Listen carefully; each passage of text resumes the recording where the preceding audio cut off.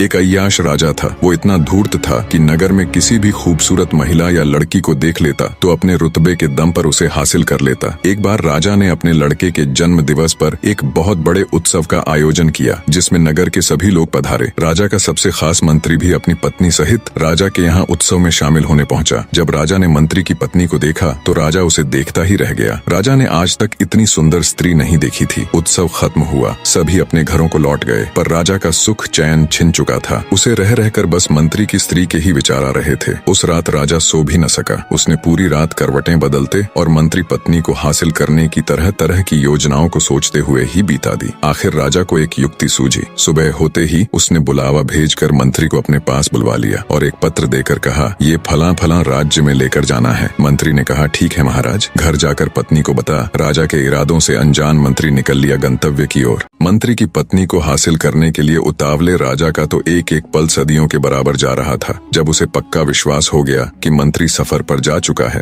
तो राजा भी इत्र वगैरह लगा चल दिया अपने शाही घोड़े पर बैठकर मंत्री आवास की ओर। जिस समय राजा मंत्री के घर पहुंचा उसी समय मंत्री की स्त्री, जिसका नाम कपाला था, नहाकर गीले बालों को घर के आंगन में बैठकर सुखा रही थी। जैसे ही उसने राजा को देखा वो तुरंत खड़ी हो गई और बोली, महाराज की जय हो। राजा ने हाथ उठा मंत्री वधु कपाला का अभिवादन स्वीकार किया। बोली, कहिए महाराज, आज इधर कैसे आना हुआ? राजा बोला, कुछ खास काम नहीं, बस इधर से गुजर रहा था तो सोचा क्यों ना अपने खास मंत्री के घर सब ठीक ठाक है कि नहीं, हाल चाल लेता चलूं। मंत्री वधु कपाला ने राजा को बिठा इज्जत और सेवा भाव से उसकी खूब खातिरदारी की और अच्छे अच्छे पकवान बना राजा के सामने पेश किए। राजा वहाँ खाना थोड़े न खाने गया था, थोड़ा बहुत खा पी अपने इरादे जाहिर करते हुए उसके हुस्न की तारीफ में बोला, मैंने आज तक अपनी जिंदगी में तुम जितनी खूबसूरत स्त्री नहीं देखी। राजा के बुरे इरादों को मंत्री वधु कपाला पहले ही ताड़ चुकी थी। वो एक समझदार और पतिव्रत नारी थी जो राजा के घर आते ही समझ चुकी थी कि राजा ने जानबूझकर उसके पति को बाहर भेजा है ताकि राजा उसे अपने जाल में फंसा अपने बुरे इरादों को अंजाम दे सके। कपाला बोली, महाराज एक बात बताए, शेर जंगल का राजा होता है क्या? जंगल के राजा को ये शोभा देता है कि वो झूठन खाए और गंदगी में मुंह मारता फिरे? जब एक न्याय देने वाला ही अन्याय करने लग जाए तो प्रजा कहाँ जाएगी? महाराज, आपको ये बिल्कुल शोभा नहीं देता कि आप अपने मंत्री की स्त्री से ऐसी बातें करें। मंत्री वधु कपाला के मुख से ऐसी समझदारी और आंख खोल देने वाली बातें सुनकर राजा खुद पर बहुत शर्मिंदा हुआ। उसे अब बहुत अफसोस हो रहा था। उधर मंत्री कुछ दूर ही चला था, तभी उसे ख्याल आया कि राजा का दिया हुआ पत्र तो घर ही भूल आया है। उसने तुरंत अपना घोड़ा मोड़ा और घर की तरफ दौड़ा दिया। मंत्री जब घर पहुंचा और घर के बाहर राजा का घोड़ा देखा तो उसके पैरों नीचे से जमीन निकल गई। उसे सारा माजरा समझते देर न लगी। मंत्री की पत्नी राजा के साथ रंगरेलियां मना रही है। यही सोच सोचकर मंत्री के खून का पानी बनते देर न लगी। फिर भी मंत्री खून का कड़वा घूंट पी गया और चुपचाप जाकर वो पत्र उठाया और बिना किसी की नजरों में आए, बिना किसी से कुछ कहे सुने घर से निकल गया और राजा की बताई जगह पर वो पत्र पहुंचा दिया। पत्र पहुंचाकर जब मंत्री राजा के सामने हाजिर हुआ तो राजा ने बहुत सारे हीरे जवाहरात इनाम के तौर पर मंत्री को दिए। मंत्री ने वो सारे हीरे जवाहरात ज्यों के त्यों अपनी पत्नी को दिए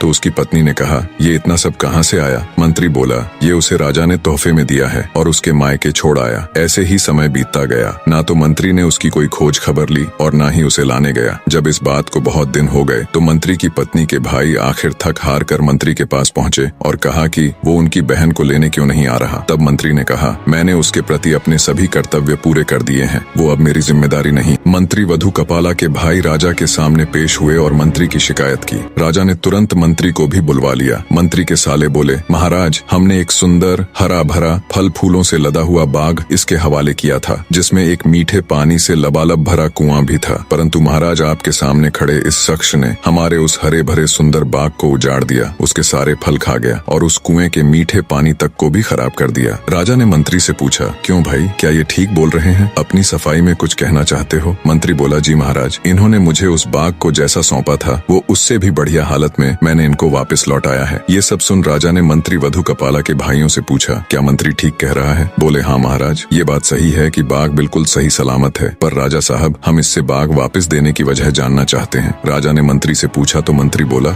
महाराज, बाग वापस करने की वजह ईर्ष्या या नफरत नहीं है। दरअसल एक दिन जब मैं बाग में आया तो मैंने शेर के पंजों के निशान देखे तो मुझे डर हुआ कि कहीं शेर मुझे भी ना खा जाए। बस इसी बात के डर से मैंने बाग में जाना बंद कर दिया। राजा सबकी बात बड़े ध्यान से सुन रहा था। वो सिंहासन से खड़ा हुआ और बोला, मंत्री साहब, अपने बाग में बेखौफ बिना किसी डर भय के चले जाओ। इसमें कोई शक नहीं कि शेर तुम्हारे बाग की तरफ गया था, लेकिन वो शेर ना तो तुम्हारे बाग में कोई असर छोड़ सका और ना ही बाग का कोई पत्ता तोड़ सका, ना ही कोई फल खा सका। वो शेर तुम्हारे बाग में थोड़ी देर रहा, फिर मायूस होकर लौट गया। राजा बोला, कसम उस ऊपर वाले की, मैंने तुम्हारे बाग के चारों तरफ लगी मजबूत दीवार जैसी पहले कभी नहीं देखी। उसके बाद मंत्री सीधा अपनी ससुराल गया और पत्नी कपाला को ले आया। सारा माजरा बिना मंत्री वधू की इज्जत उछाले सुलझ गया और दरबार में बैठे किसी भी व्यक्ति को कुछ समझ नहीं आया। ऐसी ही और कहानियों के लिए चैनल सब्सक्राइब कर चैनल पर बने रहे। आप सबका तहे दिल से धन्यवाद।